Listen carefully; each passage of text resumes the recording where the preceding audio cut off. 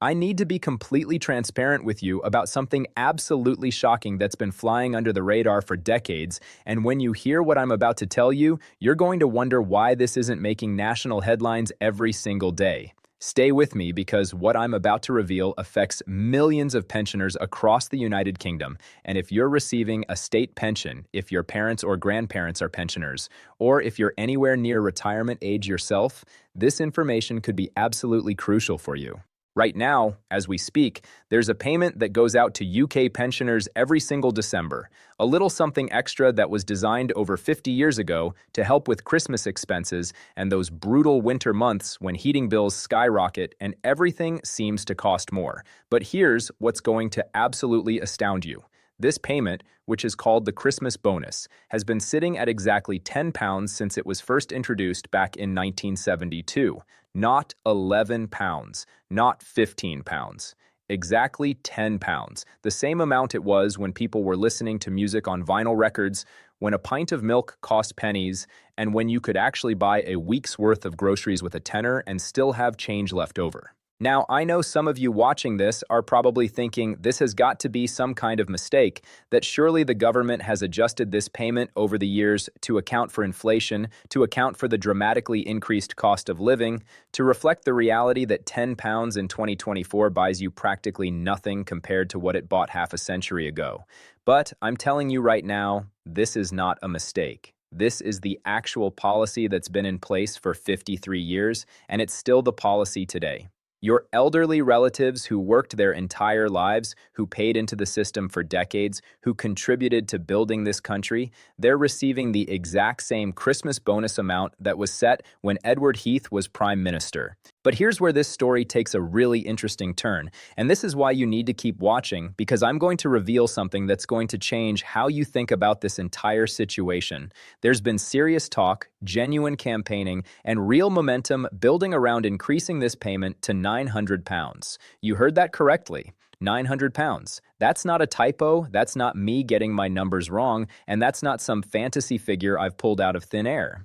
This is an actual proposal that's been put forward by pensioner advocacy groups, that's been discussed in parliamentary circles, and that represents what many experts believe would be a fair and meaningful payment for UK pensioners during the winter months. So the massive question that I'm going to answer for you today, the question that's probably burning in your mind right now, is whether this increase is actually going to happen. Is this just wishful thinking? Is this some kind of internet rumor that's got out of hand? Or is there genuine possibility that we're going to see this Christmas bonus transform from a virtually meaningless £10 into a substantial £900 payment that could actually make a real difference in pensioners' lives? I've spent considerable time researching this topic, diving deep into official government documents, looking at parliamentary discussions, examining the campaigns that are pushing for this change, and speaking with experts who understand the UK pension system inside and out. What I'm about to share with you is the complete truth about what's really happening with the Christmas bonus, and I promise you, the reality is far more complex and far more interesting than the simple headlines suggest. Before we go any further, do me a massive favor and hit that like button right now, because this is the kind of information that genuinely needs to reach as many people as possible. We're talking about something that affects approximately 12 million people across the United Kingdom. We're talking about our parents, our grandparents, our elderly neighbors, and eventually many of us watching this video right now. This isn't some abstract policy discussion that doesn't matter. This is real money that could make a genuine difference in real people's lives. And the more awareness we can build around this issue, the more pressure we can put on those in power to actually do something about it. So smash that like button, make sure you're subscribed to UK Pension Insider, because I'm going to be following this story closely and bringing you updates as they develop. And let's dive into exactly what's going on behind the closed doors of government buildings and what it all means for UK pensioners. Let me take you back to where this whole thing started, because understanding the history of the Christmas bonus is absolutely essential to understanding why the current situation is so frustrating and why there's such strong feeling that something needs to change. Back in 1972, the government of the day decided they wanted to do something nice for pensioners and people receiving certain benefits. The thinking was actually quite lovely at the time. They recognized that Christmas and the winter months put extra financial pressure on vulnerable people. Heating costs go up dramatically when temperatures plummet. There are social expectations around Christmas that cost money, whether that's buying gifts for grandchildren, hosting family meals, or just trying to participate in the festive season in some meaningful way. The government looked at this situation and said, we should give these people a little bit extra to help them through this challenging period. So they introduced the Christmas bonus, a one-off tax-free payment of £10 that would go out automatically every December to anyone receiving qualifying benefits. And these qualifying benefits include the state pension, which is the big one that most people receive. It includes pension credit, which is the means-tested top-up for the poorest pensioners. It includes various disability benefits like attendance allowance and disability living allowance. It covers carer's allowance, severe disablement allowance, and several other benefits that I won't list exhaustively here. But the key point is that it goes to millions of people who are generally among the more vulnerable members of our society. When this payment was introduced in 1972, £10 was actually a meaningful amount of money. I've looked at historical price data, and I can tell you that £10 in 1972 had real purchasing power. You could genuinely do your weekly food shopping with that amount. You could pay a significant portion of your heating bill. You could buy Christmas presents for your family. It wasn't a fortune, but it was a useful, practical amount that would actually help people. The government presented it as a goodwill gesture, a recognition that pensioners deserved a little something extra at Christmas time, and most people received it as exactly that, a welcome additional payment that they appreciated. But here's where the story becomes absolutely maddening, where the whole thing turns from a nice gesture into what many people now consider an insult. That £10 amount was set in 1972, and then something remarkable happened. Actually, let me rephrase that. Something remarkable didn't happen. Nothing happened. Year after year, decade after decade, that payment remained frozen at exactly £10. The 1970s came and went with their high inflation and economic turbulence. £10. The 1980s arrived with major economic reforms and changing benefit systems. Still £10. The 1990s rolled around with new governments and new policies. £10. The 2000s brought the financial crisis and austerity. £10. We went through the 2000s with rising costs of everything. £10. We hit the 2020s with a global pandemic, an energy crisis, food inflation running at levels we hadn't seen in generations, and still, incredibly, unbelievably, the Christmas bonus remained at exactly £10. Let me give you some context that really drives home how ridiculous this situation has become. If you take that original £10 payment from 1972 and you adjust it for inflation using official government statistics, do you know what it would be worth today? Depending on which inflation measure you use and exactly how you calculate it, that £10 would now be somewhere between £150 and £200. Think about that for a moment. If the government had simply maintained the real value of this payment, if they had just kept pace with inflation and nothing more, pensioners would be receiving a Christmas bonus of around £170 right now. That would actually help with something. That would pay for your Christmas food shopping with something left over. That would make a noticeable dent in a month's heating bill. That would be meaningful. But instead, pensioners get £10, which in today's economy is almost laughably inadequate.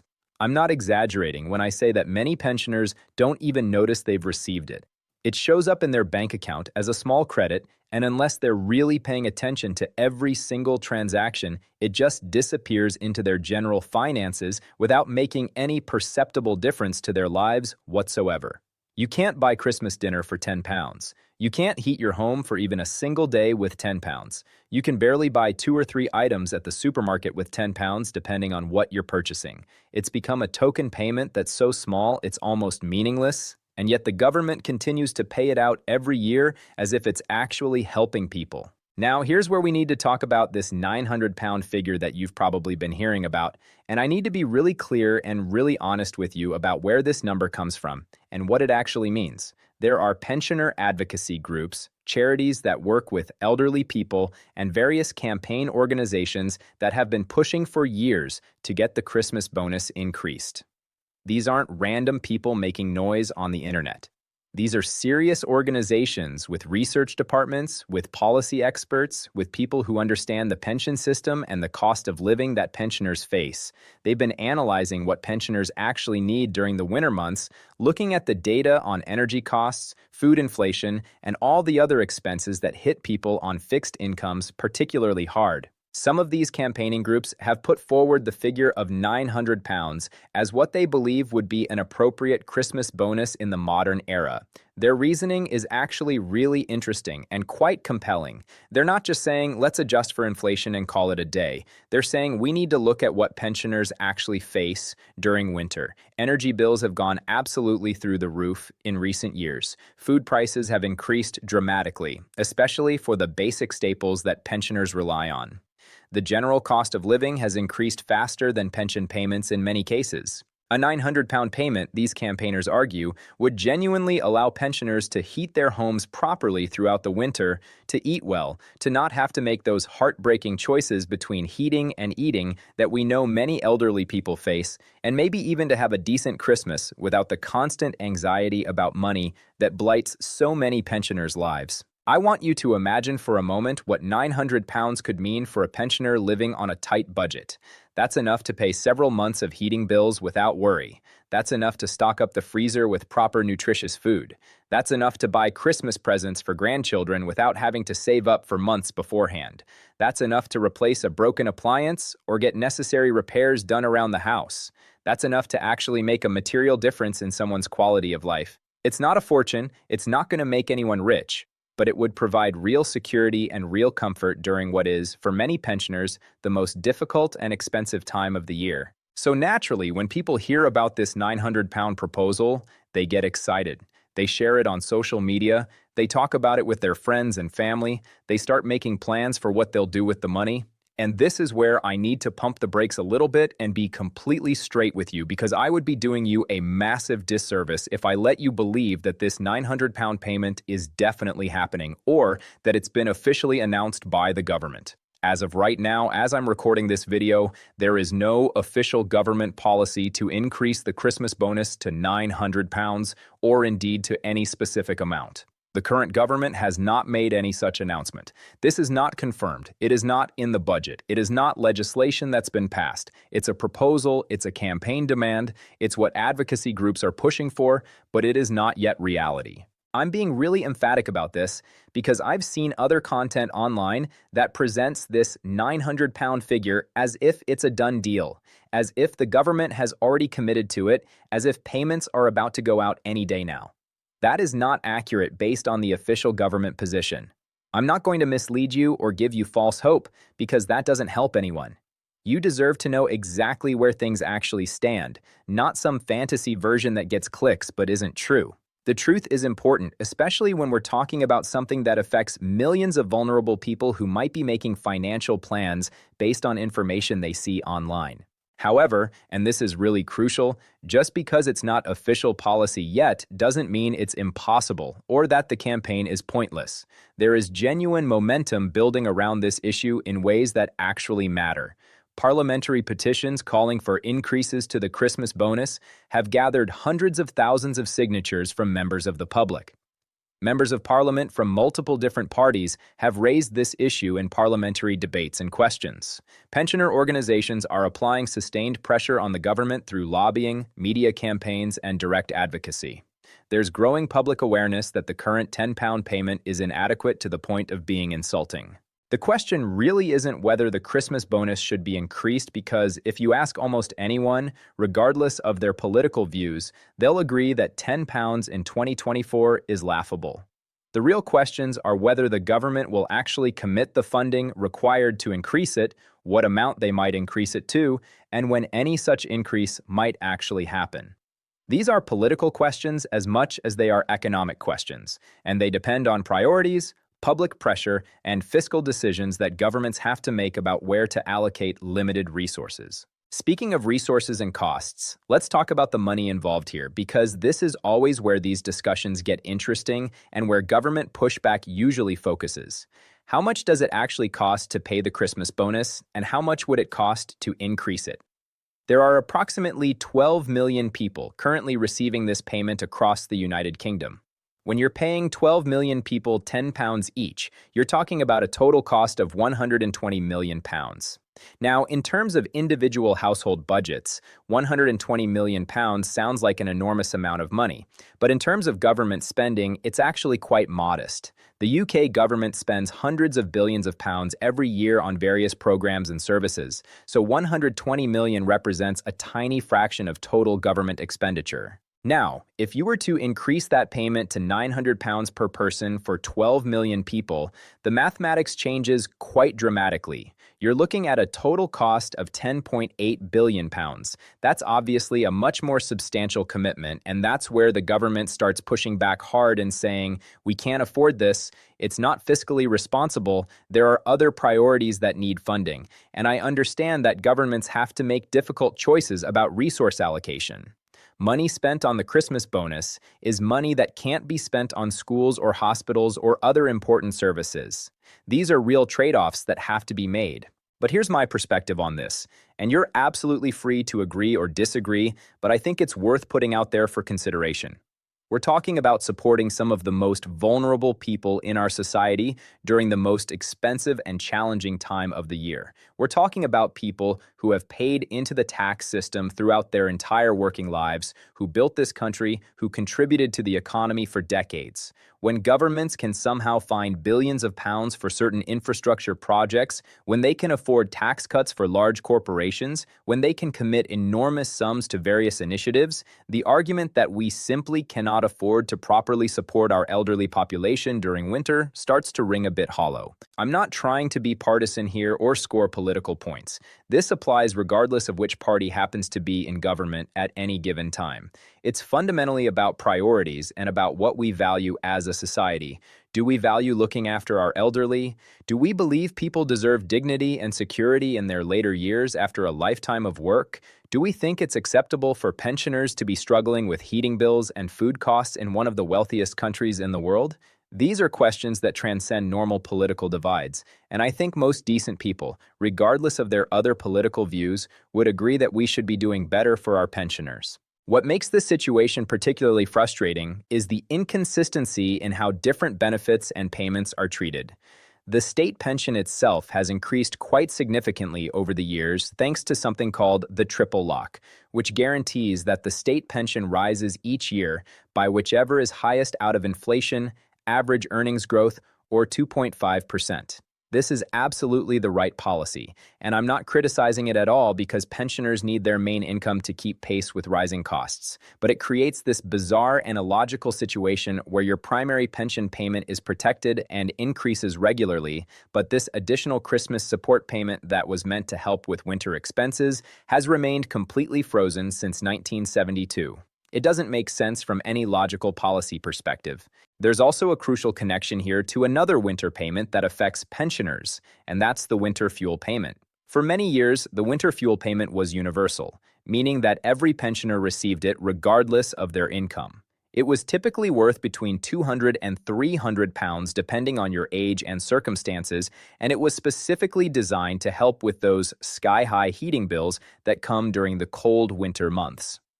The current government has made the controversial decision to restrict the winter fuel payment so that now only pensioners who receive pension credit, which is the means-tested benefit for the very poorest pensioners, are eligible for it. This change has been hugely controversial and has left millions of pensioners significantly worse off financially.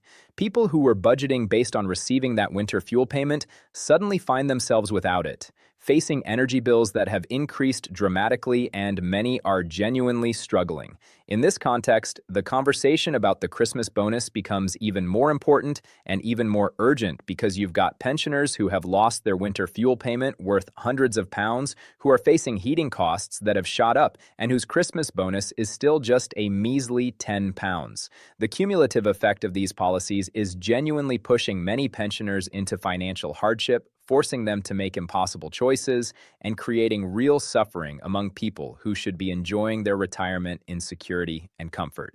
So what can actually be done about this situation? If you're watching this video and you feel strongly that the Christmas bonus needs to be increased, if you think it's wrong that this payment has been frozen for over 50 years while everything else has gone up, if you believe our pensioners deserve better, there are practical concrete steps you can take that actually make a difference. First, and most importantly, if there's an active petition to Parliament about increasing the Christmas bonus, sign it and share it widely. Parliamentary petitions that reach 100,000 signatures automatically get considered for debate in Parliament. Now, getting a debate doesn't guarantee that policy will change, but it does force members of Parliament to discuss the issue on the record, to state their positions publicly, and to engage with the arguments. That visibility and that public discussion is valuable in building momentum for change. Second, contact your local member of Parliament directly about this issue. MPs do actually pay attention when multiple constituents raise the same concern because it signals that this is something voters care about, and MPs who want to get re-elected need to be responsive to their constituents. You can write a letter, send an email, or attend one of the constituency surgeries that most MPs hold regularly where you can speak to them face to face. Be polite and respectful in your communication, but be absolutely clear about why you think this matters. Explain how the frozen Christmas bonus affects you or your elderly relatives. Give concrete examples of what pensioners are facing. Make it personal and make it real. Third, support the organizations that are doing the hard campaigning work on this issue.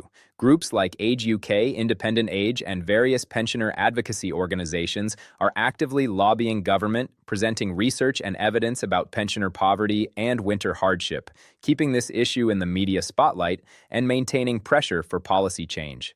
They need public support to sustain their campaigns. Even something as simple as following them on social media and sharing their campaign content helps because it increases visibility and demonstrates that there's broad public support for increasing the Christmas bonus. Now let's talk about what's actually going to happen this December, because regardless of whether any increase happens in future years, there will definitely be a Christmas bonus payment going out in a few weeks' time.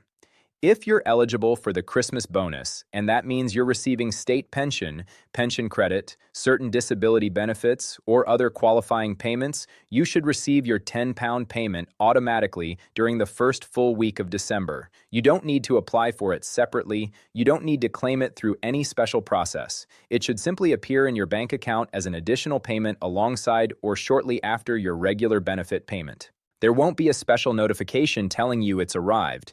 There won't be a letter explaining what it is. It will just show up as a £10 credit in your account. Many people miss it entirely because it's such a small amount that it doesn't really register as a significant deposit. If you receive qualifying benefits but you don't get the Christmas bonus, that's when you need to take action. Contact the office that pays your main benefit and ask why you haven't received it. Sometimes there are legitimate reasons. Perhaps you only recently started receiving a qualifying benefit and there's a timing issue, or maybe there's been some administrative error with your records.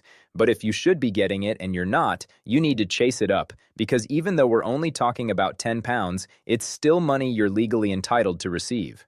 Looking ahead to the future, what's the realistic prospect of actually seeing an increase to the Christmas bonus in the coming years?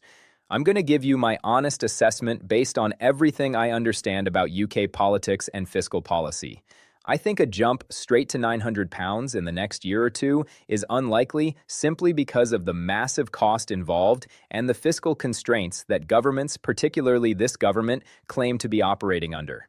However, I do genuinely think there's a realistic possibility of some increase happening. Even if the government just bumped it up to £50 or £100, that would be better than the current situation and would at least show recognition that the payment needs to reflect modern costs. More importantly, once the principle of increasing the Christmas bonus is established, once that 50-year freeze is broken, further increases become much easier to justify politically. It's that first move that's the hardest because it requires admitting that the policy has been wrong for decades. But once you've made that admission and made that first increase, subsequent increases can be framed as continuation of sensible policy rather than as a dramatic new commitment.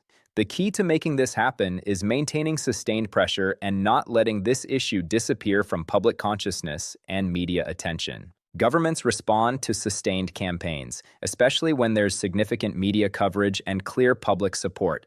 The more people talk about the Christmas bonus, the more it gets raised in Parliament, the more it appears in newspaper articles and broadcast discussions, the more likely it becomes that some government, whether the current one or a future one, will decide this is an issue they need to address. This is genuinely why videos like this one matter, and why I'm asking you not just to watch, but to actively engage with this content. Like the video, leave a comment, share it with others. I'm not just saying that for algorithm purposes, although obviously that helps the channel.